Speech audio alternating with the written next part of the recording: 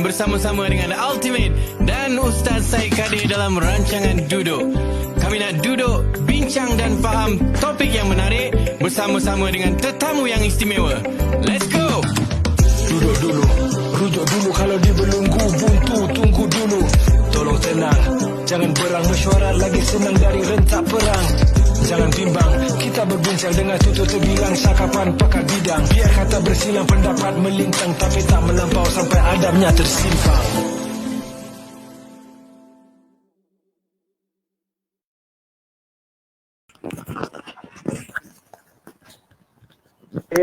Assalamualaikum. Waalaikumsalam. Warahmatullahi wabarakatuh. Apa khabar? Ahlan wa sahlan. Wa marhaban bikum. Baik, alhamdulillah. Baik, alhamdulillah. Duduk podcast pada malam ini, alhamdulillah bersama-sama dengan tetamu istimewa Tuan Syed Gaddafi, founder Ads Hero, dan kita nak say hi, kita nak say assalamualaikum kepada semua yang menonton daripada page Ungu Network, daripada page Ultimate dan juga daripada page Ustaz Syed Abdul Kadir Al-Jufri. Terima kasih kerana telah for tuning in tonight dalam Duduk Podcast episod ke-12.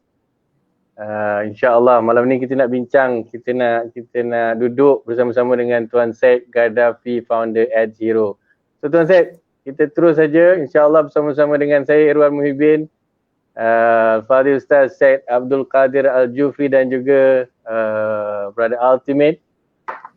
Boleh tak Syed Gaddafi kenalkan diri dulu insyaAllah sedikit sebanyak untuk kita kenal, untuk kita cinta insyaAllah, dan boleh kongsi tentang usaha-usaha yang Gaddafi usahakan sekarang, silakan.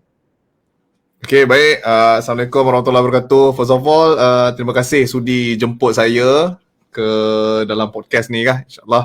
Okay, so untuk introduction sikit, nama saya Syed Gaddafi bin Syed Saifuddin. Saya merupakan founder kepada Ads Hero. Okay, di mana apa saya buat dengan Ads Hero ni, ianya adalah satu company yang kita buat untuk bantu usahawan di luar sana, especially tentang Facebook Ads. Okay, so kepakaran saya alhamdulillah dalam Facebook Ads, dan saya merupakan Facebook Blueprint Certified yang dianugerahkan sendiri oleh Facebook. Dan so far untuk peringkat permulaannya, kita bermula sebenarnya Ads Hero ni masa pandemik MCO yang pertama. So masa MCO yang pertama tu kita tengok banyaklah keperluan, orang sangat-sangat memerlukan tentang Facebook Ads ni dan sebagainya, dan alhamdulillah kita bermula daripada pandemik MCO yang pertama itu dan sampai hari inilah. Okay, so far alhamdulillah sepanjang tahun 2020 ke 2021 ni dah lebih daripada 10,000 usahawan yang kami dah join seminar kami. Okay, alhamdulillah lah, terima kasih Tuan Irwan sudi invite kita untuk malam ni. Masya-Allah, masya-Allah. Bukan saya seorang aja Gaddafi, Ultimate juga, Ustaz Syed Abdul Kadir Al-Jufri juga. Wan Saleh dan seluruh keluarga Darmedia. Kami sangat-sangat kalau orang Arab kata tasyarrafna. Anda memuliakan kami dengan kehadiran anda Gaddafi, masya-Allah. Okey, tadi Gaddafi ada kongsi tentang apa yang Gaddafi usahakan, dan saya nak kongsilah pasal saya selalu buat research dulu tentang kita punya tetamu, dan tentunya kita social media ni saya terus pergi tengok antara yang terawal saya akan tengok Facebook dan Instagram. Saya tertarik dengan salah satu posting awal Gaddafi di Instagram tentang ada muka Jeff Bezos besar gambar tu. Jeff Bezos. Dia tulis itu, to build a company like Amazon, Bezos says to follow these 4 values. Number 1, customer obsession. Number 2, eagerness to invent. Number 3, long-term thinking. And number 4, operational excellence. Dekat situlah saya dapat ilham untuk beri tajuk pembangunan nilai. So what do you understand from that, Gaddafi? Apa yang Bezos sampaikan tu? Okay, so actually knowing kalau kita banyak baca pasal Jeff Bezos ni, kita banyak dengar pasal dia apa semua kan.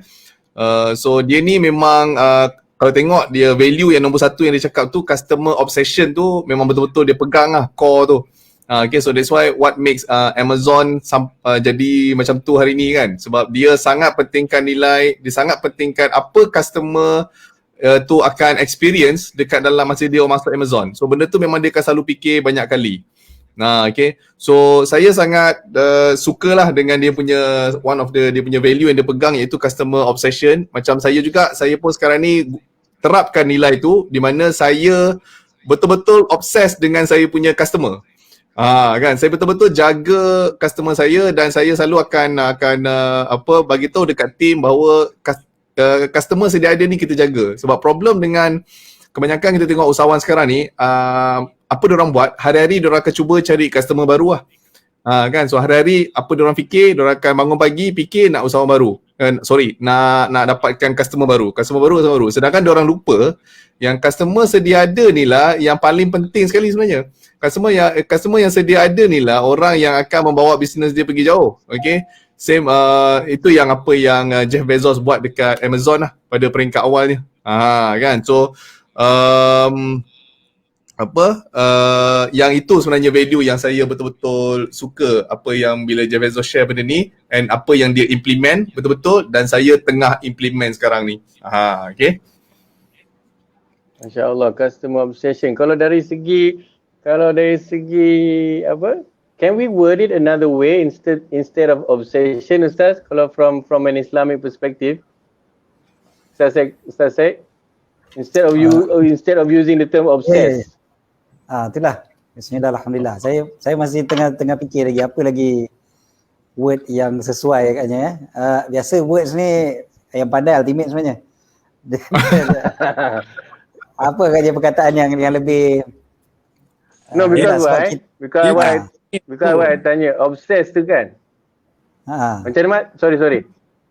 Dia customer care sebenarnya. Tapi dia nak cakap customer care ni sangat penting, dia kena gunakan satu perkataan yang lagi bombastik, customer obsession. Terus kita macam customer obsession. Tapi sebenarnya dia customer care. Kita mengambil berat, kita prihatin pasal customer kita orang. Okey. Faham? Maknanya betul-betul menjaga customer lah kan. Betul-betul jaga tu, tapi jaga bukan sekadar jaga lah maknanya. Tapi jaga yang lebih lagi daripada tu. Okay. Kalau kita nak tengok dari sudut bisnes lah, dan bisnes Nabi SAW, memang Nabi sangat menjaga customer juga. Kalau dari segi waktu Nabi sebelum mendapat wahyu lagi pun, kita tahu macam mana cara Nabi deal dengan customers di Syam dan sebagainya. Itu pun memang orang semua jadi dipanggil apa, buah mulut orang kata Nabi ni berniaga memang bagus. Jadi sampai gitu sekali, itu pun satu bentuk juga yang dipanggil sebagai kita jaga customer, sampai customer menjadi marketing agent kita sendiri. Dia orang yang akan bawa mulut tu. Itu yang pertama. Kemudiannya bila kalau kita tengok sendiri di Madinah sendiri pun, apa-apa transaction yang Nabi SAW buat, biasa saja Nabi jaga customer. Maksudnya Nabi tak banyak berniaga dekat Madinah, tapi ada transaction kan, ada transaction yang dibuat, sama ada Nabi beli unta ataupun menjual kan, menjual unta dan sebagainya. Kadang-kadang bila perlu terpaksa beli ataupun terpaksa jual. Maka terdapat juga hadis-hadis yang menceritakan bagaimana dia ada apa yang dia panggil sebagai after sale service kan. After sale service tu maknanya lepas daripada jual, binatang ataupun setelah dibeli, maka binatang itu akan dibawakan sekali ke rumah orang yang membeli contohnya. So maknanya dijaga orang tu lah kan, maknanya dihantar sampai ke rumah, delivery lah kiranya kan, zaman kita sekarang ni. Tapi sebenarnya ceritanya itu juga bentuk-bentuk yang dipanggil sebagai inilah. Tetapi secara umumnya kalau kita kata dari segi dakwah Nabi SAW, tentulah para sahabat tu mendapat tarbiyah yang paling hebat lah kan. Maknanya paling dijaga sekali, paling dibentuk sekali sampai menjadi insan-insan yang hebat lah. Allah Alam. Masya Allah. Gaddafi, maksudnya daripada apa Ustaz Syed kongsikan tadi, nampaknya Ustaz Gaddafi dah apply benda tu kan dengan affiliate, you punya affiliate system tu kan? Betul, sedang apply lah sekarang ni. Maknanya Actually bila Erwan cerita pasal yang macam Erwan cakap tadi kan pasal Jeff Bezos ni kan. Actually memang saya study how Amazon tu create dia punya own dia panggil flywheel lah sekarang ni kan. Macam mana Jeff Bezos create dia punya flywheel tu. So saya tengah cuba supaya nak tiru lah, walaupun tak boleh jadi macam dia pun, kita just tiru apa yang model yang dia buat, dan alhamdulillah so far so good. Alhamdulillah memang menjadi benda tu, dan kita try nak explore lagi lah benda ni. Kalau tadi Ultimate kata customer care, macam mana, how do you care in specifically, macam mana Gaddafi care memberi kasih sayang, beri tumpuan kepada customer Gaddafi sekarang, secara spesifik apa dia yang Gaddafi buat? Okay, kalau ikutkan secara spesifiknya, kita macam saya punya niche adalah training, okay, video panduan. So maknanya saya jual video panduan. So apa yang kita buat untuk customer care tu adalah kita sediakan group support, and kita akan sediakan pembelajaran yang berterusan. Maknanya once dia dah beli video kita tak tinggalkan dia. Okay, so kita akan masuk dalam group support, and every month saya akan buat live dalam tu untuk dapatkan supaya diorang ni dapat pembelajaran yang berterusan. Sebab kita percaya kalau dia belajar dengan video saja, dia takkan ke mana lah. Dia akan macam tu je lah dia belajar kan. Lepas tu dia akan habis macam tu je lah. So kita nak make sure yang dia belajar berterusan. Itu akan menguatkan saya punya bond dengan saya punya customer lah. Maknanya kita tak terus tinggalkan dia. Dia masih ada lagi. So saya akan jumpa dia lagi setiap bulan jumpa kan. So bond kita makin kuat. Dan itulah yang tu salah satu cara lah macam mana saya tunjukkan saya punya care tu dekat saya punya customer. Masya Allah. Ini saya nampak juga pada, bukan saya banyak kali petik dalam episod sebelum ni pun tentang Ultimate punya usaha makan bas. Yang ini saya pun nampak juga yang dilakukan oleh Ultimate dengan partner dia Amin J di makan bas. Hampir setiap pagi mereka akan berada di makan bas tu dan akan membincangkan macam mana nak sampaikan customer care tu kan. Macam mana dia punya impact sekarang, Ahmad, yang all the days that you've been doing that with Amin, and nampak sekarang macam a lot more people are flocking to makan bas. Ya, Alhamdulillah, okey. Sekarang ni dia bukan ramai, dia dah customer pada hujung minggu berkurangan, tapi customer overall dia lebih sekata lah senang cerita. Isnin sampai Isnin depan tu agak sekata. Kan, so kalau kita tengok hujung minggu je nampak penurunan, tapi sebenarnya dia sama je sebab dia melimpah ke hari-hari yang lain tu sebenarnya. Masya Allah. Kalau dari segi diri Gaddafi sendiri, maksudnya pembangunan nilai tu sebelum kita nak menyayangi orang lain, kita perlu kenal dan sayangi diri kita dulu kan, adalah kata-kata hikmah tu kan. So daripada sudut itu, Gaddafi, how did you bangunkan nilai untuk boleh ada semangat untuk mengasihi orang lain, untuk care kepada customer, yakni orang lain lah. Apa yang berlaku dalam diri Gaddafi untuk sampai ke boleh care dengan orang lain? Okay, so first of all, kalau nak cerita sikit sejarah macam mana saya boleh dapat this idea untuk buat video panduan tentang Facebook Ads ni, adalah masa tu saya just nak bantu seorang makcik ni, umur dia 64 tahun. Okay, umur dia 64 tahun, dan dia dulu adalah bekas tea lady yang buat air dekat office saya masa saya kerja dulu lah. Okay, so what happened to her, dia diberhentikan kerja. Okay, so dia diberhentikan kerja masa MCO, so dia tak tahu nak buat apa, and apa yang saya pernah remember pasal dia pernah buat satu sambal bilis yang memang power lah. Memang power kan. So pernah makan dulu, and dia tiba-tiba dia contact, dia kata Gaddafi boleh tak tolong makcik ni tak tahu ni macam mana nak jual ni sambal ni. Makcik dah tak ada kerja ni, anak ada 2 orang. Kan dia husband dah meninggal. Okay. So apa dia buat, apa saya buat masa tu, saya cakap saya tengah fikir macam mana saya nak ajar seorang makcik umur 64 tahun tentang Facebook Ads. Kan, kalau saya ajar dia depan-depan, saya pergi memang boleh mengajar dia, pergi ajar dia depan, saya guarantee besok dia lupa lah. Betul tak kan? So sebab makcik umur 64 tahun. So what I do is saya buat satu video. Then bila saya buat video, just simple video lah, basicnya video. Bila saya buat video tu, saya bagi dekat dia, makcik tengok video ni dan try tengok macam mana. So after few days, dia tengok video tu, then tiba-tiba dia message saya balik, dia kata, Gaddafi, makcik dia gelar diri dia akak terpaksa tutup ads. Kenapa? Sebab 80 botol dapat terjual dalam masa 1 hari. Dia kata tak penantangan nak buat. Kan? Lepas tu I was wondering, kalau makcik umur 64 tahun ni boleh buat ads daripada video yang saya buat kan. So why not kita spread this video, maknanya kita buat balik proper, maknanya kita boleh, maknanya bukan ramai lagi yang kita boleh tolong lah. So that's how the idea come from lah. So pembangunan nilai yang Tuan Irwan tanya tadi tu, maknanya memang niat saya sebab dia video panduan ni untuk nak bantu orang yang macam makcik-makcik tu, okay, nak hasilkan satu video yang orang panggil foolproof. Kan, foolproof, so semua orang boleh belajar daripada video tu. Alhamdulillah it works lah dengan izin Allah. Alhamdulillah. Ini lagi sekali Gaddafi, ini pembenaran. Memang saya akan selalu tak cuba nak gali, because apa? Dia balik-balik dia akan pergi ke family juga. Balik-balik dia akan pergi ke nilai-nilai yang kita perlu bangunkan dalam diri melalui dalam setting family, yang mana lepas iklan ni, lepas video ni kita akan tanya Ahmad. Bukan Ahmad ada Ultimate ada interview hari tu dengan doktor orang besar agensi anti dadah kebangsaan.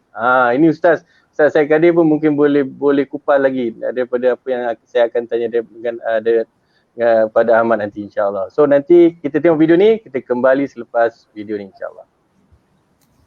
Ketika saya buat video tentang awareness dan saya highlight jerawat-jeragat dalam video tu, ya Tuhan, lepas tu saya ke objektif video. Tak boleh highlight jerawat-jeragat, even nak letak muka orang yang ada teguk-teguk jerawat apa semua tu kan, jerawat-jerawat ni, jeragat apa semua, nak tunjuk muka orang macam tu, memang tak boleh. Okay, biasanya kita akan bagi tips-tips yang positif. Contohnya adalah tips yang positif adalah contohnya bagaimana kita boleh mengekalkan kulit wajah yang sihat sepanjang hari tanpa sebarang makeup, kan? So itu positif contoh. So macam mana cara dia adalah contohlah kata pagi-pagi sapu aloe vera ke, kan?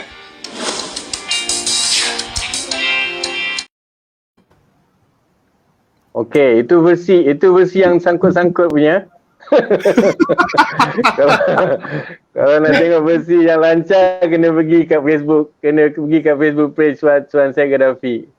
So macam itulah Gaddafi, kita kalau buat online ni, itulah antara cabaran-cabarannya. Tapi insya-Allah tadi contoh mungkin satu contoh video yang Gaddafi dah upgrade daripada video untuk makcik 64 tahun tadi.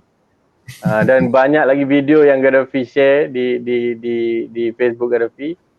Dan tadi macam saya sebut tu dia, Ultimate ada sebut, tanya hari tu pada doktor, kalau tak salah Datuk ataupun Dr. Sabri yang ketua agensi anti dadah Kuala Lumpur tu kan. Ultimate tanya dia, macam mana nak elakkan daripada kita terjebak dengan kancah dadah ni. Dan doktor tu jawab, kembali kepada family. Ya. What did you get out of that answer, Mat? Saya rasa ditekankan ialah family secara khusus dan secara amnya community. Kan? Jadi kalau community ni ialah orang sekeliling kita. Kalau kita nak kembangkan mungkin keadaan di sekeliling kita. So our environment lah. Kita nak tak nak, kita kena akui bahawa apa yang sekeliling kita mempengaruhi kita. Kan? Bukan saja orang, tempat, keadaan, mood. Kadang-kadang orang tu tak berinteraksi dengan kita, tapi isi hati dia kadang-kadang kita nampak. Kalau dia tengah depress ataupun dia tengah marah, kita nampak. Benda tu akan affect kita. Kan? Jadi untuk ni kadang-kadang untuk maju ke depan kita kena jagalah, and kita, kalau sekeliling kita, environment kita, community kita tu tak kondusif untuk apa yang kita nak, objektif kita, lagi baik kita berubah. Kita ubah tu. Kan? Kadang-kadang ubah diri kita bermakna mengubah komuniti kita atau apa nama ni, mengubah komuniti kita atau orang-orang sekeliling kita. kan. Salah satu orang yang saya sanjung nama dia Chuck D tau. Dia daripada kumpulan rap Public Enemy. Dia satu kumpulan rap, dia selalu cerita pasal isu-isu sosioekonomik lah. So dia ada satu kali tu dia tweet benda ni. If you cannot change the people around you, you change the people around you. Maknanya kalau kita tak mampu mengubah perangai orang sekeliling kita, kita kena ubah orang yang sekeliling kita. Faham? Masya-Allah. Okay, faham. Permainan perkataan lah. Sebab saya suka tulis lirik kan, saya suka orang bermain perkataan macam bestnya. Sebab makna change people kan. Tapi perkataan dia sama, frasa dia sama, tapi makna dia berlainan. Macam aku rasa macam, ni deep gila ni. Aku kena spend 2-3 hari untuk fikir pasal benda ni, apa yang dia cakap. Sebab tu mutiara kata. Masya Allah. Ustaz Zaid, something maybe yang lebih bersinar, mungkin poin yang Ahmad bangkitkan tadi tu, if you cannot change people around you, change the people around you. Daripada sunnah Nabi kita, Nabi Muhammad SAW. Sunnah Nabi yang jelas, Nabi bagi perumpamaan macam penjual minyak wangi duduk dengan penjual minyak wangi dengan duduk dengan tukang besi tu kan. Dan tu saya rasa ramai di kalangan kita dah tahu dah, yang memang itu obvious sebenarnya. Contoh yang sangat best sebenarnya. Bila Nabi bagi contoh tu memang clear terus kan, kita nampak terus. Kata kita duduk dengan penjual minyak wangi, memang paling tidak pun kita akan dapat wangi dia lah. Dia tak calit sikit kat kita pun tetap wangi tu dapat pada kita, dan kita dapat cium bau tu pun dah cukup menenangkan kita dah kan. Tapi kita duduk dengan tukang besi, kita tak terkena api pun, at least dia punya bau dia punya panas dia punya asap dia tetap kena juga pada kita. So itu satu konsep yang memang dah jelas dah. Dan seperti saya tertarik dengan apa yang Garafi sebutkan juga tadi, sebab Garafi bermula dengan tolong makcik. Sebenarnya itu nilai murni yang paling besar sekali kat itu tu, iaitu membantu tanpa minta upah pun waktu tu kan. Maksudnya memang betul-betul makcik tu minta tolong kan, bukannya makcik nak saya tolong, saya boleh buat video tapi makcik bayar saya sekian. Tak ada pun, mula-mula tu memang nak bantu je kan. Kita tak ada masalah untuk buat video bayar apa semua lepas tu, tapi nak ceritanya starting point tu kan, dia start tu memang betul-betul solid untuk tolong. Jadi bila tolong, dalam hadis memang secara jelas sebut Allah Ta'ala akan sentiasa tolong hambanya selagi mana hambanya tu menolong saudaranya yang lain. So wallahu fi aunil abdi madamal abdu fi auni akhi. Itu konsep yang memang kena jelas betul-betul bagi kita. Maksudnya kita tolong, Allah Ta'ala akan tolong kita. Lagi waktu MCO ni memang waktu yang kita perlu jaga kita sama kita. Memang kita kena jaga betul. Kita kena tanya orang, kita kena tanya jiran kita kena tanya adik-adik kita tanya how are you going, how are you doing, how can I help you, apa semua kan. Maksudnya kita itu ada benda-benda yang memang kita kena selalu biasakan. Tadi satu ayat tadi Atibin sebut, saya tengok ada satu kata-kata yang lain, saya baca satu kata-kata yang lain yang disebutkan, some cause happiness wherever they go, others whenever they go. Okay. Jadi boleh kan? Boleh. Jadi, betul kan? Dia tu frasa dia hampir sama. Dia tukar daripada R tu, dia tukar daripada N. Wherever become whenever. Itu je kan. Jadi kita tanya balik diri kita lah. Kita tanya diri kita nak jadi yang mana satu? Kita nak jadi yang nombor satu ke nombor dua kan? Kita jadi cause happiness wherever we go, atau whenever we go orang akan happy. Memang ada orang macam ni, memang dahsyat kan. Dia keluar daripada satu tempat, orang boleh buat kenduri kesyukuran kan. Macam ya Allah kan, orang seronok dia belah. Memang ada satu orang ni saya kenal, dia satu taman perumahan, benci sangat-sangat dengan dia. Bila dia pindah ke tempat lain, orang taman perumahan tu buat kenduri cukur. Dia pindah ke tempat lain. Saya kan ya Allah. Sembelih kambing kan memang dahsyat sangat kan. Memang kambing tapi biar kita jadi orang yang memang selalu membantu orang sampai memang kita menyebabkan kebahagiaan orang bila ke mana saja kita pergilah. Luar biasa. No, again, sekarang macam Ustaz sebut tu Garafi, the customer is also a brother. The customer is also a sister, betul tak? It's sister first, a brother first, and then only a customer. That's why. And then Ahmad is displaying right now. I think Ahmad, you're at Astro Ahmad I saw 7 tadi at the background. Ahmad ultimate right now is kalau saya boleh katakan is with his customer and also his brother. Also my brother. Macam mana tu Garafi? Macam mana ke Rafi? You menyikapi benda tu? You want customers but lower than that ataupun fundamental than that, lebih fundamental daripada itu, dia adalah juga your sister or brother in dalam umat Nabi Muhammad SAW. Allah.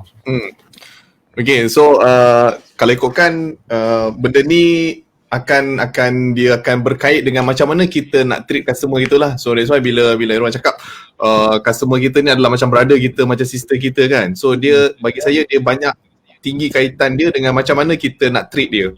Kan. So that's why bila especially macam saya punya niche, kita sangat-sangat, orang kata apa, mencabar. Bagi saya sangat mencabar dari segi macam mana nak ajar technical dekat orang, sesuatu yang technical. Okay, so saya punya point adalah kalau lah kata kita ni, orang kata bila somebody tanya kita tentang technical, yang benda tu sebenarnya kita dah jawab banyak kali dekat Guru Support, tapi dia masih tanya. Kalau ikutkan perasaan kita, kalau tak ada sayang, tak ada rasa macam dia ni adik-beradik ke apa kan, tak ada rasa macam kita care pasal dia, memang kita akan balon lah. Betul lah, kan? Kita tengok banyak kali orang balon customer dia balik. Kan, because of small thing. Tapi sebabkan saya selalu cakap dekat tim saya, cakap kita sebagai orang yang sediakan servis ni, kita kena sentiasa anggap semua orang tak tahu. So bila kita anggap semua orang tak tahu ni, kita akan lebih sayang, lebih care. Sebab bila orang tak tahu ni, kerja kita selesaikan masalah dia, nak bagi dia tahu. Kan? So kalau tak ada nilai kasih sayang tu antara kita dengan customer, tak ada rasa dia macam apa, adakah kita akan treat dia macam tu kalau dia ni bukan, kalau dia ni adik-beradik kita. So kita akan treat dia macam mana adik-beradik kita nak di-treat lah.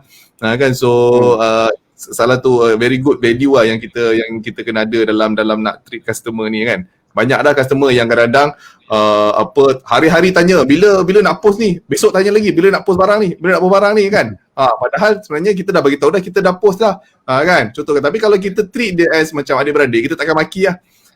Kan, and the moment yang kita tak maki tu, percayalah customer tu akan mula membawang-bawang balak pasal kita dekat orang lain dengan servis. Banyak kali dah kita kan dalam bisnes kan, berapa kali lah banyak orang recommend kan, macam Ultimate sendiri pun berapa kali dah beli barang yang kawan recommend.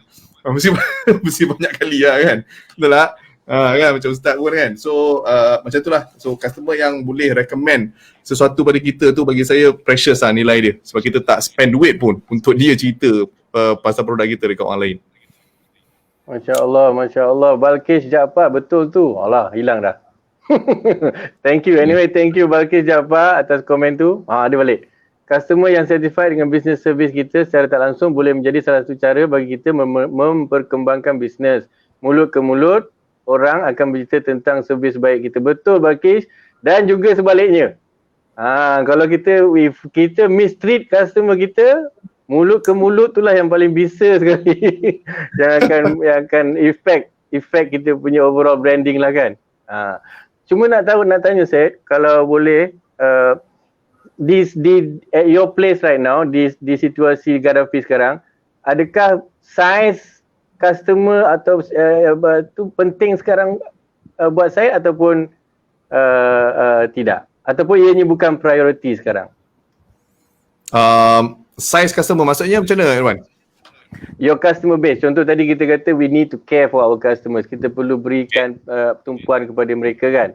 So at any one time tu, adakah yang size, maksudnya jumlah customer tu penting tak?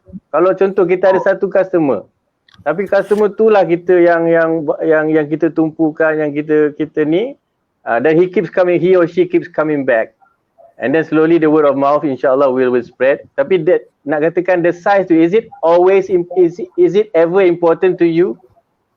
Kalau lah let's say your customer base tak grow, you dah buat dah, you dah bagi kasih sayang penuh, you dah bagi ni, you dah apa orang kata, macam Bezos kata tadi, you dah obsessed. You dah care sangat-sangat, tapi dia tak grow. Will it be a problem to you? Of course, mesti problem lah. Of course akan problem, because kita dalam bisnes memang kita punya nadi adalah sales kita lah. Okay, so yang generate sales pada kita ni adalah customer. So bila customer tak grow dan apa orang kata, macam mana kita nak generate more sales, okay, macam mana kita nak inject more business, macam mana kita nak expand. So benda ni sama juga macam saya cerita dekat pasal dengan Irwan tadi pasal Jeff Bezos, apa yang dia buat. Okay, so dia pun ada the same problem, which is macam mana dia nak maintain the same level of customer experience bila customer dia makin besar. Okay, so apa dia buat? He come out with satu formula which is the flywheel, and the flywheel tu dia ada force, external force yang akan tolak flywheel tu untuk dia bergerak, betul tak? So the external force yang dia dapat adalah sebenarnya time. Okay, so kalau kita ada lebih banyak masa, kita boleh maintain the same level of customer experience yang kita ada, walaupun kita ada dulu yang kita spend time untuk 100 customer kita. So bila dia grow sampai 200, kalau kita ada time yang sama macam kita treat customer kita yang 100 tu, so the same level of experience kena ada lah. Betul tak? So apa dia buat adalah dia akan recruit, dia akan train more team dia untuk equip dengan dia punya staff. So macam contohlah dia kata satu customer survey dia boleh handle hanya 4 customer je, contoh. Kan? So bila grow dia akan recruit lagi. So macam tu lah. So kita kena faham yang the external force tu adalah time. Selagi banyak time yang kita ada, lagi tu kita boleh jaga more customer untuk dia sustain dia punya customer experience punya level. InsyaAllah. Masya Allah. Dan apa ni, kalau kita balik pada point yang tadi kita tentang pembangunan nilai dari segi nak memberi kepada orang, dan kita ada sentuh juga pembangunan nilai macam mana kita nak memperkayakan diri kita, memperkuatkan diri kita untuk memberi kasih sayang pada orang. Sekarang ni macam mana pula kalau dari segi membangunkan nilai yang apa orang kata, benda-benda ni kualitatif kan, intrinsic. Macam mana Ustaz kalau if we talking about building a business kan, before we build the business, hari tu mungkin kalau Ustaz ingat kita ada perbincangan, ada orang nak buat macam dia nak memperkasakan masjid. Tapi Ustaz sebut sebelum memperkasakan masjid, kita kena memperkasakan insan tu dulu. Kan? So where does it actually start? Do we talk about business first or we talk about the businessman first? Okay, bismillahirrahmanirrahim. Sebenarnya tadi Syed Ghafifi ada jawab dah sebenarnya pada bila beliau cakap tentang pengalaman beliau, macam mana beliau sayang kepada customer tu, macam sayang kepada adik-beradik dan sebagainya tu. Itu sebenarnya menunjukkan kepada pembangunan diri itu sendiri, pembangunan insan itu sendiri.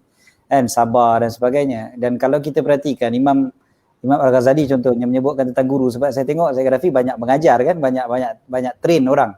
So dia lebih kepada menjadi guru kepada ramai anak murid. Jadi guru kepada anak murid ni memang dia punya antara cabaran utama dan juga adab dia yang utama adalah sabar. Kan? Sabar.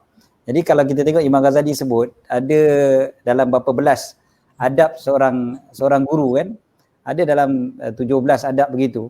Kalau kita tengok daripada 17 adab tu, ada dalam 4 daripada 17 tu semua lebih kurang pointsnya lebih kurang sama, iaitu sabar dengan anak murid.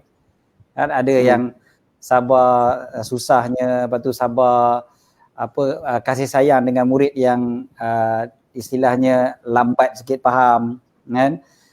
Bimbing dia lagi, tak marah dia dan sebagainya. Itu Imam Ghazali ulang-ulang berkaitan dengan perkara ni. So rupanya memang itu, dan itu dia memerlukan kepada kekuatan dalaman. Dia perlukan kekuatan diri manusia itu sendiri. Kalau dia tak kuat, memang dia akan cepat meletup, dan akan akhirnya reputation dia pun akan buruk lah kan. Dan zaman kita sekarang ni pun sekejap je orang boleh viralkan benda macam tu kan. Jadi bila dia mengamuk, dia apa semua, yalah betul kan, kadang memang kita tahu customer ni kadang ada yang macam tak faham bahasa istilah dia kan. Tapi kita tak boleh nak salahkan dari sudut macam mana, bukan tak boleh nak salahkan, memang dia salah, tapi kita cuba memahami. Kadang-kadang orang ni dia duduk daripada background yang berbeza dengan kita. Dia tidak internet savvy ke, dia tak dapat nak membaca dengan baik ke dan sebagainya kan. So pengalaman dia membesar daripada dia kecil dan besar semua berbeza dengan kita.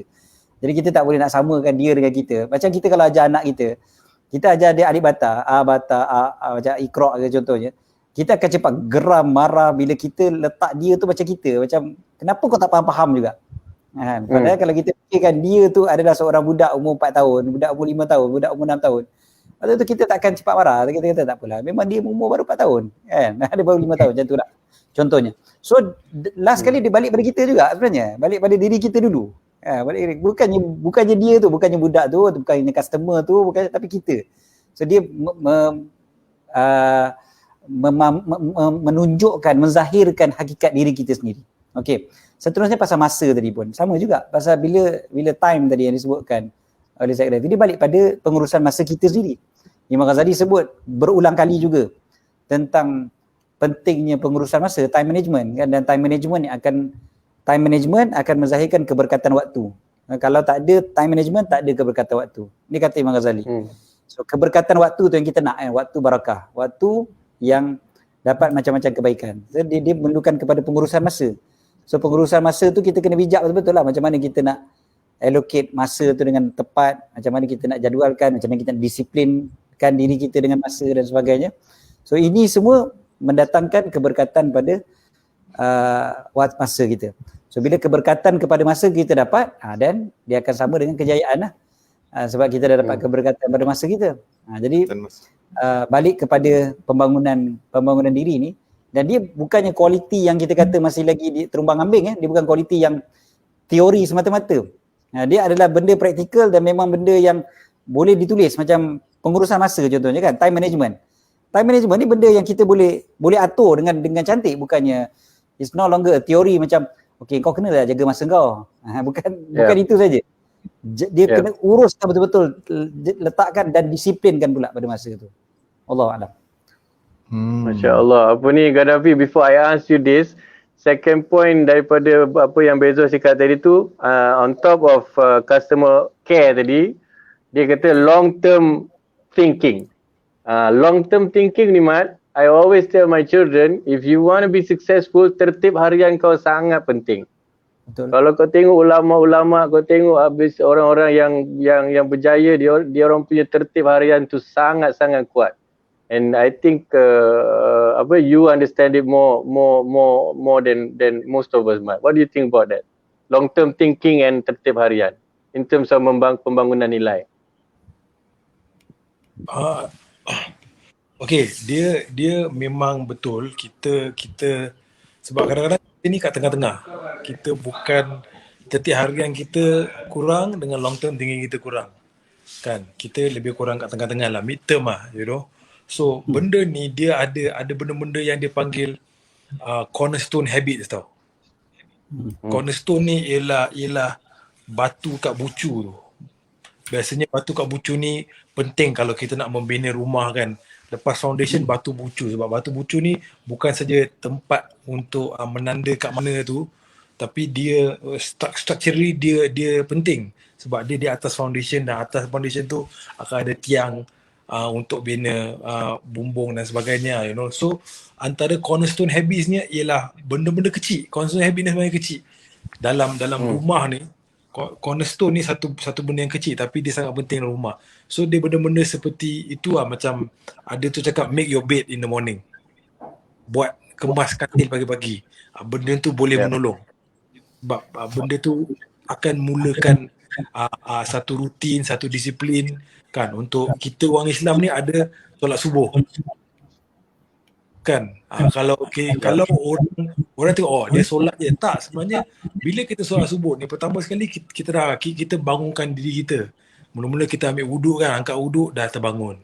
Lepas tu badan kita bergerak kan, walaupun sebab kita semua ni kat sini muda lagi, kuat lagi kan. So kita tak nampak semayang ni sebagai satu aktiviti fizikal yang seakan-akan bersenam. Sebenarnya dia bersenam. Kan? Sebab tu kadang-kadang kalau kita kat YouTube dia kata, okey, bangun pagi kena stretching. Ada stretching dalam solat. Bangun pagi kita kena gerakkan. Sebab badan kita kadang-kadang 6 hingga 8 jam tak bergerak. So macam mana kita nak bergerak? Macam mana kita nak warm up sebelum buat kerja harian warm up? Solat ni salah satu cara. You know, it is cornerstone habit, tertib harian lah. Kan? So benda ni penting, akan membina benda lain lah. Sebab kita dah warm up, hari-hari kita dah warm up, kita dah bersedia untuk menempuh hari tu, kita lebih produktif. Benda produktif ni, kalau kita produktif hari ni, tak nampak hari ni.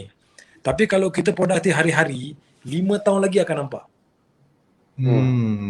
Macam mana? Dan memang untuk saya, personally, saya gunakan solat ni sebagai penanda masa. Bangun pagi solat. Sebab tu kadang-kadang saya kena jaga bila saya sembahyang isyak. Sebab saya kalau sembahyang isyak je, dalam lebih kurang 2 jam lepas sembahyang isyak tu ngantuk. So kena plan boy, ni tak boleh ni, kita tunggu. Kita tunggu lagi 15 minit. Sebab kita ada kerja lagi kena buat ni kan. Ada nak buat podcast ni kan. Jangan sembahyang isyak dulu, relax. Habis podcast sembahyang isyak. Sebab 2 jam lepas tu confirm dah, mana katil aku ni. I'm ready for bed. So is your cornerstone habits lah. Tertib harian kita yang dia akan menambah sedikit demi sedikit. Tak nampak. Tapi bila 5 tahun lepas tu kita tengok balik, antara sebab aku kat sini sebab aku produktif. Aku produktif sebab aku jaga tertib harian aku. Aku punya cornerstone habits is good. Atau cornerstone habits aku benda-benda yang buat manfaat pada jangka masa panjang lah. Kan? Orang cakap kan a journey of 1,000 miles start with a single step. Single step tu is tertib harian kita. Tapi 5 tahun tu is our 1,000 mile journey. Aku rasa aku merepek tapi kalau salah tu No, that makes sense. Muhasabah diri. That makes sense to me, Masya Allah. Alhamdulillah. Gaddafi, what do you think? I mean, tadi kalau dalam sepanjang perbualan kita boleh nampak semua yang alamak, dah pusing-pusing lah Gaddafi. Okay. Alright. Okay Gaddafi, sepanjang kita punya perbualan tu, kita tak boleh nafi yang semua nilai-nilai asas tu, pembangunan nilai-nilai tu adalah didikan daripada Nabi kita, Nabi Muhammad sallallahu alaihi wasallam. Betul? Betul. Kan? So seberapa banyak ramuan itu, yakni ramuan pengetahuan tentang dari mana datangnya ilmu untuk memperkasakan diri dengan nilai-nilai murni itu, Gaddafi suntik dalam Gaddafi punya training. Maksudnya daripada nak cerita pasal Bezos, daripada lebih cerita pasal Bezos, kita cerita pasal Rasulullah SAW. Ataupun kita cerita Bezos dulu, tapi sebenarnya apa yang Bezos tahu tu lahir daripada Rasulullah SAW. So berapa banyak daripada sudut tu yang Gaddafi suntik dalam usaha Gaddafi lah. Okay, kalau ikut apa yang Irwan tanya tu, saya ni apa yang saya paling jaga dan apa yang paling saya selalu pesan dekat affiliate, pesan dekat saya punya team, pesan saya dekat saya punya orang-orang sekeliling lah kan. Yang apa benda saya paling sangat saya pesan adalah nombor 1, jujur dengan apa yang kita buat, dan juga satu lagi jaga keberkatan. Okay. Kadang-kadang keberkatan ni kadang kita tak perasan tau. Kita tak perasan benda haram yang kita buat tanpa kita sedar. Itu sangat bahaya. Contoh apa tau? Contoh kita beli software pirate. Software pirate is haram. Tapi kita tak sedar. Kan? Kita tak sedar benda tu, dan benda tu akan efek kita punya rezeki, akan efek kita punya keberkatan rezeki, kita akan efek kita punya perhubungan. Benda tu bila kita tak jaga kan. Software, bila kita beli software yang pirate contoh, dan kita cari duit pula dengan software tu, contoh kita edit video dan sebagainya, so hasil duit tu macam mana? Kan, so benda tu sangat-sangat kritikal yang saya rasa memang perlu diberikan awareness banyak-banyak. Contohlah kata ada baru ni kes, ada seorang sahabat saya beli Netflix. Okay, beli Netflix, dia kata dia punya murah, beli dekat sini murah. Kan? So kita cakap dia, kau betul ke yang ni dia buat macam ni kan? Halal ke kau beli ni kan? So dia tak tahu. He was very naive, dia budak muda kan. So dia tak tahu, so kita tak boleh nak salahkan dia. Nah kan? Tapi the point is, orang boleh bangga pula yang dia beli benda pirate tu, boleh tunjuk dekat public, aku beli murah. Kau beli mahal Netflix. Contoh kan? So dia tak aware yang benda tu sebenarnya haram, yang dia tak sedari. Kan, itu pentingnya kita tengok sekarang ni, masyarakat sekarang ni perlukan pendedahan tentang benda-benda ni, perlukan awareness tentang benda ni. Berapa ramai orang yang beli software pirate dan tanpa segan silu tunjuk dekat orang ramai, kau beli apa original tak payah, kau beli ni pirate kan. Kau beli apps tu kau langgan RM7 sebulan kata kan, tak payah, kau ambil dekat Shopee je ada jual RM1 sekali beli. Kan, sedangkan apps ataupun software yang kita nak beli tu kita nak guna untuk kerja hakiki, untuk kita dapatkan rezeki. Kan. So mungkin boleh tanya Ustaz Syed kot lagi kan, tentang macam mana Ustaz agak-agak sumber yang datang daripada semua sumber yang sebegitu. Ada tak dia punya nas-nas ataupun dalil yang mengatakan tentang benda-benda macam tu kan? Okay, so kalau menjawab soalan Erwan tadi tu, macam tu lah, saya jaga dua benda lah, jujur dan berkat. Jujur ni berkait rapat jugalah dengan berkat bagi saya kan, sebab kita nombor satu kena jadi orang yang dipercayai. Macam Nabi sendiri pun digelar Al-Amin, orang yang dipercayai. So that's why Nabi dipercayai, sebabkan dia dipercayai itulah dia dapat first job dengan Siti Khadijah untuk bawa dagangan dia ke Syams. Kan, so atas recommendation orang-orang. So itu yang saya cuba implement juga. Maknanya saya nak amalkan bahawa bila orang trade dengan saya ataupun orang buat transaction dengan saya apa-apa, dia kena tahu yang saya ni boleh dipercayai. Kalau apa benda yang saya buat semua adalah buat orang kata apa, tak ada guna, benda-benda yang tak elok lah. Okay, so bila kita bagi semua, kita bagi all out. So bila orang trust, orang akan more to recommend kita, because kalau kita tengok pun sirah Nabi pun macam mana dia dapat first job dengan Siti Khadijah dulu pun atas recommendation daripada orang sekeliling yang mengatakan Nabi ni is trustworthy, boleh dipercayai. Kan, so itu lah. Okay, so nak minta Ustaz Syed lah, tolong kalau boleh ceritakan tentang bab tu tadi. Okey. Dulu Habib. Terus okey. Tadi bila kita sebut tadi tentang keberkatan kan, memang salah satu daripada cara nak dapat keberkatan adalah menggunakan perkara yang solid halal lah kan, yang tak ada syubhah dan sebagainya. Jadi kalau kita gunakan perkara yang cetak rompak dan sebagainya yang telah difatwakan pun oleh para ulama sedunia bila menyatakan tentang, dia panggil intellectual property tu, IP kan. So intellectual property adalah salah satu daripada harta yang memang diiktiraf pada zaman sekarang, zaman kita sekarang ni. Dia zaman berubah, dia punya property punya nilaian juga berubah. Dia lain benda yang menjadi sesuatu bernilai. Dulu mungkin satu benda tu tak bernilai, zaman sekarang jadi bernilai. Dan bila benda tu bernilai, maka dia jadi harta. So bila dia jadi harta, lepas tu kita pula ambil harta orang secara tidak diredai oleh dia. Sedangkan dalam Quran secara jelas sebut bila kita dilarang untuk makan harta seseorang daripada kita dengan batil, kan, wala taqulu amwalakum bainan nas bil batil, jangan kalian makan harta-harta di antara manusia dengan batil. Tapi dalam masa yang sama juga Allah Taala ada sebutkan dalam ayat yang lain, Allah Taala sebutkan tentang perkataan taradin, kecuali dengan keadaan redha meredai. Maksudnya ada perkataan taradin dekat situ, redha meredai. Jadi jual beli ni semua dia punya basic dia adalah redha meredai. Kita setuju, orang tu setuju. Selagi mana dia tak buat benda yang haram lah. Maksudnya riba ke ataupun jual beli arak ke ataupun itu cerita lain lah. Itu redha pun tak adil lah, sebab dia bertemu dengan redha Allah.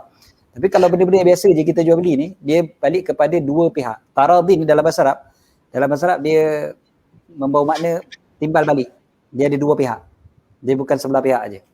So bila dua belah pihak, maknanya kita redha duit kita tu diberi dan orang tu pula redha barang dia tu diberikan kepada kita. Sejauh mana kita redha sekatilah, maknanya mahal ke murah ke tu sekatilah. Tapi yang pentingnya redha meredai. Bila tak ada redha, maka kat situ jadi problem lah dengan kita punya business transaction. So kita kena jaga betul-betul lah yang tu. Okey, kemudiannya pula bila sebut tentang berkat, saya suka quote satu kata-kata seorang makcik ni lah. Makcik ni dia jaga anak yatim. Saya baru dengar cerita ni 2-3 hari lepas. Dia jaga anak yatim kan, dan jaga sungguh-sungguh lah anak yatim. Beberapa orang anak yatim yang dia jaga. Dia sebut begini dia kata makcik rasa lepas makcik jaga anak yatim ni berkat sungguh. Apa maksud berkat dia? Dia kata makcik dapat bangun tiap-tiap pagi pukul 4 pagi, makcik dapat qiyamul lail, senang aja. Makcik senang je nak bangun qiyamul lail. Makcik senang nak puasa sunat. Makcik senang nak baca Quran. Dia kata gitu. So dia nampak berkat tu kat situ. Orang kita banyak sebut berkat, maknanya harta jadi banyak, bisnes kencang, kan? Berkat kan? Dia tolong orang tengok berkat. Padahal kita punya cara pandang, sudut pandang berkat tu macam mana kan? Dia punya sudut pandang tu very simple, tapi itulah dia yang sebenarnya berkat. Dia kata berkat betul jaga anak yatim ni. Makcik jadi senang nak bangun qiyamul lail. Tak ada kaitan pun antara jaga anak yatim dengan bangun qiyamul lail kalau ikutkan kan. Secara direct macam tak ada kaitan. Rupanya itu ada kaitan dia berkat tadi tu. Kan? Itu yang paling besar sekali. Allah a'lam. Masya Allah Mat. Tadi I saw clip pasal the psychology of money. Salah satunya dia kata orang tak faham the compounding effect of money. Maksudnya kalau hari ni kita save kalau dia compounded, hari ni RM1, besok RM2, lusa RM4. At the end of 1 month, kita dapat juta Mat. Kalau ikut mathematic compounded. Does it happen to nilai ni? Does it happen to kalau kita bina nilai, does it compounding effect tu happen to membangun nilai juga ke? Saya rasa ya, sebab kalau kita nak tengok membangun nilai ni, dia sebenarnya is value development kan, dalam bahasa orang Perlis kan, apa nama dia. Jadi dia satu dia orang cakap macam apa ni, make your bed in the morning. Sebab dia satu tabiat yang baik, dia boleh beranak tau. Benda ni, tabiat dia tak kisahlah tabiat baik atau tabiat buruk. Sebab lain orang lain kayu ukur dia kan. Ada orang rasa tabiat baik saya satu tabiat yang buruk, ada orang rasa tabiat buruk saya satu tabiat yang baik kan. Tapi tabiat ni satu benda yang boleh membiak sebenarnya kan. Perangai orang ni boleh membiak, dan mula-mula daripada mungkin daripada satu bahagian kehidupan dia ke satu bahagian yang lain, ataupun kepada orang sekelilingnya kan. Sebab tu dia tengok jaga siapa keliling awak tu, awak jaga kan. Macam dia cakap, kalau lepak dengan orang yang semua jual minyak wangi, confirm wangi lah. Ya. Kalau lepak dengan orang yang kurang wangi, awak pun insyaAllah kurang wangi lah kan. So dia boleh membiak, sebab orang akan efek kita akan efek orang. So memang benda ni memang saya rasa betul, dia compounding, maknanya dia bertambah kan. Kalau dia ada equation, mathematical equation dia kan. Dia kalau siapa yang belajar maths dulu tahu lah, janjang arithmetic dengan janjang geometrik arithmetic progression. Ingat lagi. Ingat lagi. Sebab belajar maths ni memang siksa. Betul. Memang siksa. Untuk masa depan je belajar maths ni, bukan untuk masa sekarang. Dia macam daripada sikit. Memang saya buat lawak, kadang saya buat lawak ni terlebih sikit. Tapi memang betul, dia akan compound kan. Macam Masya ada Allah. benda ni, macam ada ibadah-ibadah kita ni, kalau kita buat hari ni, tapi dia akan beranak pinak, dan salah satunya ialah mengajar orang lah. Atau lebih spesifiknya mengajar orang buat baik. Sebab bila kita ajar orang baik, orang tu buat baik, kita dapat sikit. Lepas tu dia ajar orang lain buat baik, kita pun dapat sikit. Dia macam MLM sikit. Faham. Masya Allah. Gaddafi, I wanted to play satu lagi video, tapi I don't want to take the risk of that video being stuck again. So saya nak jemput kepada semua yang menonton, boleh pergi terus ke Facebook Syed Gaddafi dan tontonlah video-video dia di situ. Masya Allah, dia sangat bekerja keras untuk share. Dan Gaddafi, kalau boleh saya kongsikan, Gaddafi ada sekali dua buat training, dan di bawah Gaddafi ataupun daripada training-training yang lepas, Gaddafi dah bina affiliate punya rangkaian lah. Dan kalau betul lah matematik saya, setiap kali Gaddafi buat training dan dibantu sebar oleh affiliate Gaddafi, 70% daripada pulangan training-training tu kembali kepada affiliate. Hanya Betul. 70 ataupun 80% kembali kepada affiliate, dan Gaddafi ambil 20 ataupun 30% saja. Apa rasional di balik itu, Gaddafi? Mungkin kita punya segmen terakhir ni sebelum kita tangguh. Apa rasional di balik Gaddafi punya approach tu? Okay. So the rationale dia balik kepada formula yang saya cerita tentang flywheel tadi. Okay, so actually I was trying to build my own flywheel punya model. Okay, so in order macam mana untuk saya lajukan saya punya flywheel tu adalah kalau nak dalam masa yang singkat, saya kena perlukan bantuan affiliate. And at the same time, masa saya run for the first few months tanpa sebarang affiliate, tanpa sebarang affiliate, dan alhamdulillah rezeki masa tu saya cukup pakai, cukup makan. Okay, so bagi saya alhamdulillah cukup lah ni, cakap kan, dah cukup. So dan along the way tu, masa kita buat tu, ramai orang yang cakap lah kan, yang minta kata aku nak jual sekali macam mana kan. So cakap why not, cakap kan, okay lah, so I bagi affiliate. So mula-mula tu kita bagi 50%. Okay, kita bagi 50% punya commission. Okay, but tapi kita tengok macam saya rasa dah cukup untuk diri saya. Kan macam tu lah. Saya rasa macam dah cukup. Okay, kita dah cukup dah ni. So why not affiliate ni nak buat duit, kita bagilah 70%. Okay, it was 70% lah actually. So kita bagi 70% dan just untuk kita sama-sama share rezeki dalam satu platform lah.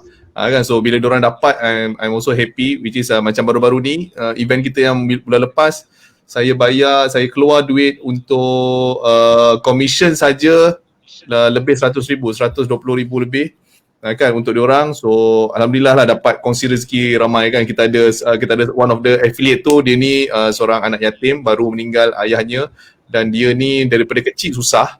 Okay, daripada kecil dah dibela oleh nenek dia apa semua. So bila dapat the result yang dia adalah one of my top affiliate, okay, number one, yang baru-baru ni dia dapat achieve 30,000 dalam masa satu hari bersih commission. 30,000 commission dalam masa satu hari. So I was so proud lah kan, because kita tahu dia ni memang struggle dalam life. So bila dia dapat amount macam tu, bayanglah kita sekarang ni pun dapat amount macam tu 30,000, kita dah seronok kan.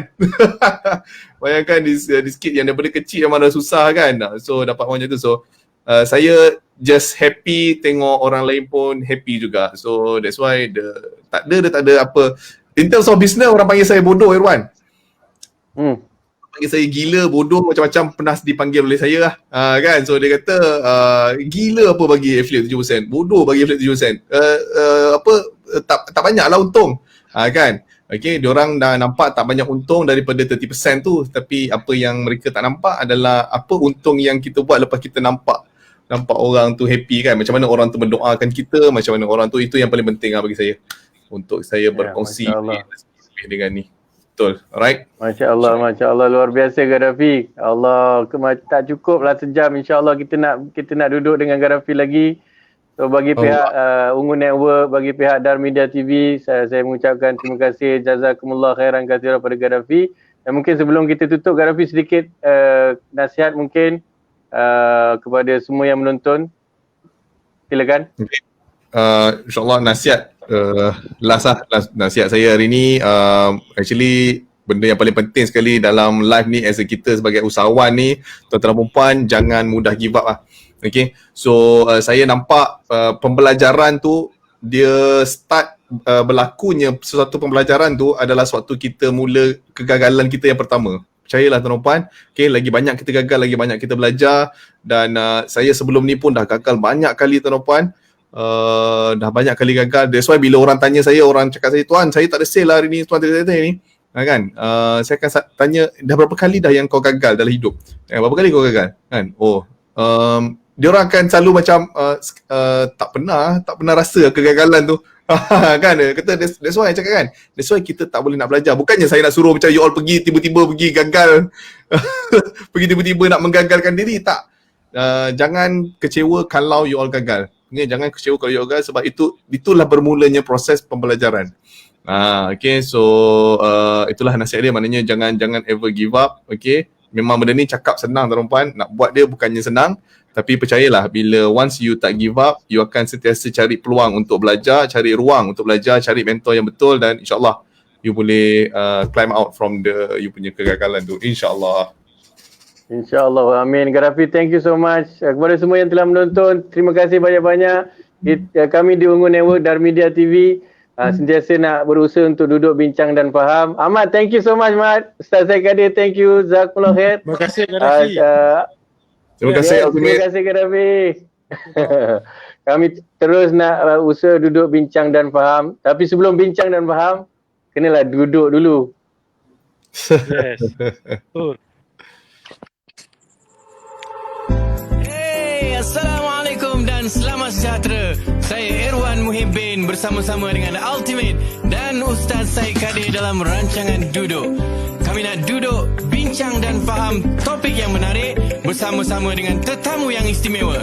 Let's go! Duduk dulu, rujuk dulu, kalau dia belenggu buntu, tunggu dulu. Tolong tenang, jangan berang mesyuarat lagi senang dari rentak perang. Jangan bimbang, kita berbincang dengan tutur terbilang cakapan pakar bidang. Biar kata bersilang pendapat melintang tapi tak melampau sampai adabnya tersimpang.